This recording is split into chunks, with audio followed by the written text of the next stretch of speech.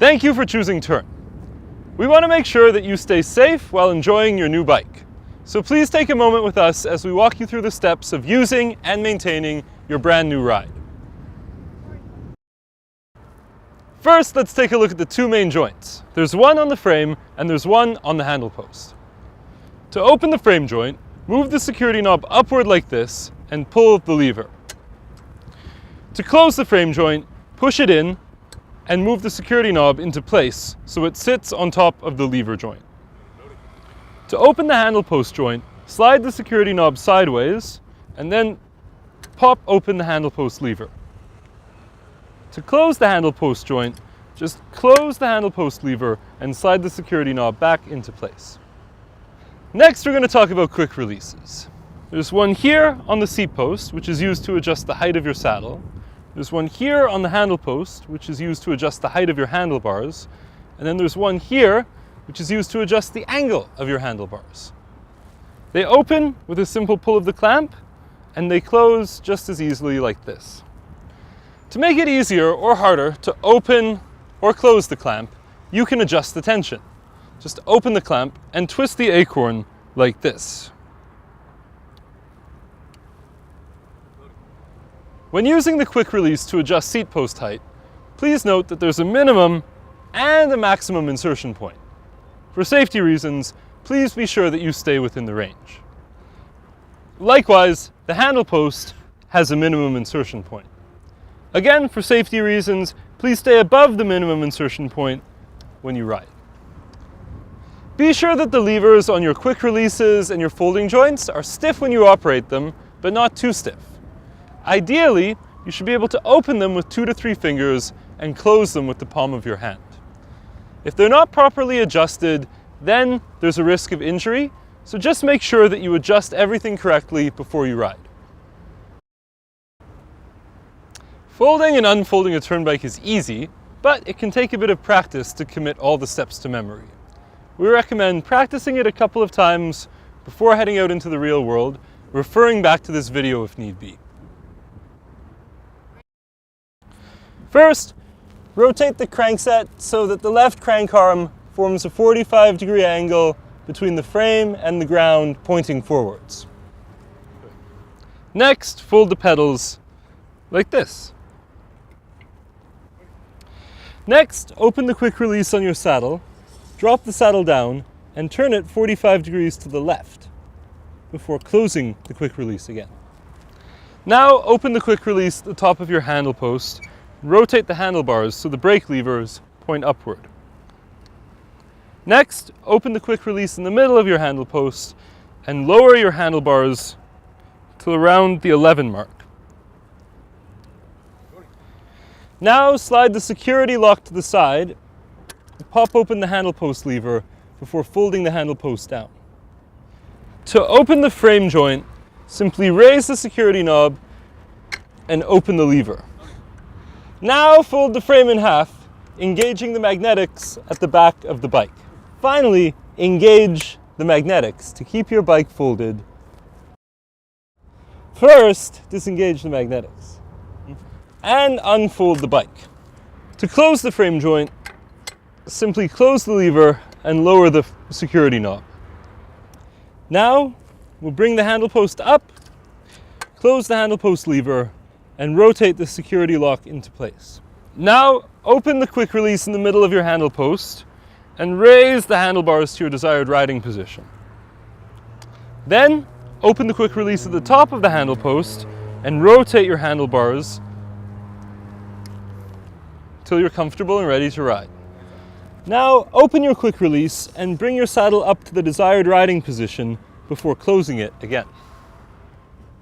Next, unfold the pedal. Like this, and like this. So there are a few things you need to check on your bike before each ride. To help you remember them all, we suggest you use this mnemonic device.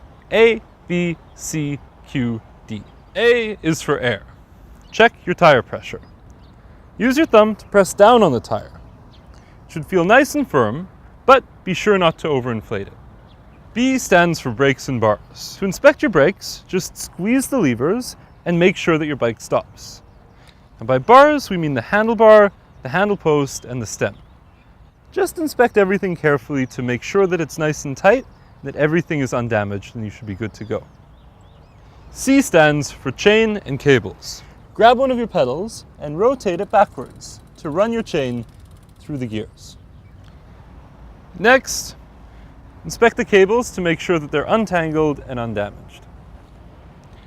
Q stands for quick release.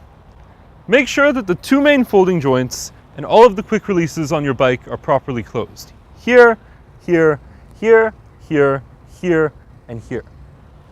D stands for drop test. Simply lift your bike a few inches off the ground and drop it.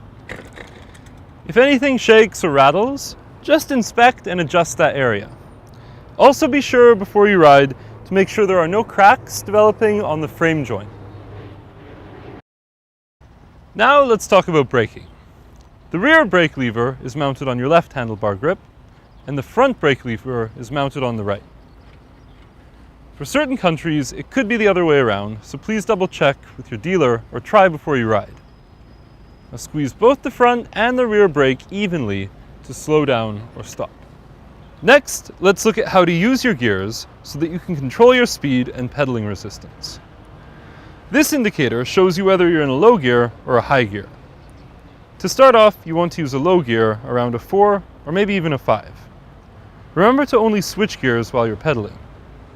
To switch gears, just turn the grip shift until you reach the desired gear. Or press the lever if you have a trigger shift. Just like a car, your bike needs regular maintenance to stay safe and reliable. Your bike is made up of lots of different moving parts. Since they're rubbing against each other, they need to be lubricated. Your chain is probably the first object on the bike that needs a little bit of maintenance lubrication, especially if you hear it squeaking or if you've been riding in the rain. So if your bike needs to be lubricated, just take it over to your local Tern dealer and they can recommend something for you to put on your chain.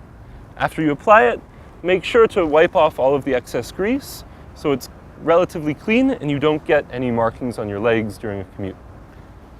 There are several parts of your bike that will wear out over time. These include the rims, the brake pads, and the tires. Your rims and your brake pads have wear lines. When you can no longer see these, visit your Tern dealer and have them replaced. When your tire's tread starts to wear out, or when the sidewalls of the tire start to crack, it's also time to have those replaced.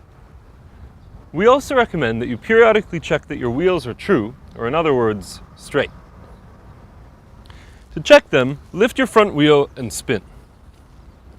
Check for any excessive side-to-side motion and check that the rim is not rubbing against the brake pad. Also, check your spokes to make sure that nothing is broken or loose. If you find anything warped or damaged with your wheels, just bring your bike into your local Tern dealer and they'll help sort you out. Regular maintenance is key to the enjoyment and longevity of your new Tern bicycle. If you're a weekend or light rider, try to take your bike into your dealer every quarter. Whereas if you're a daily rider, aim to bring your bike into your local dealer once a month. Regardless of how much you ride, aim to bring your bike into a dealer within a month after initially purchasing it. Cables and brakes take a little bit of time to settle, so you'll enjoy your bike the most if it's tuned up after a month of riding. So that about covers it. Remember, there's plenty of additional information in your user manual or under the tips and tricks section of turnbicycles.com. And your dealer is always available to answer your questions. Thanks again for choosing Tern.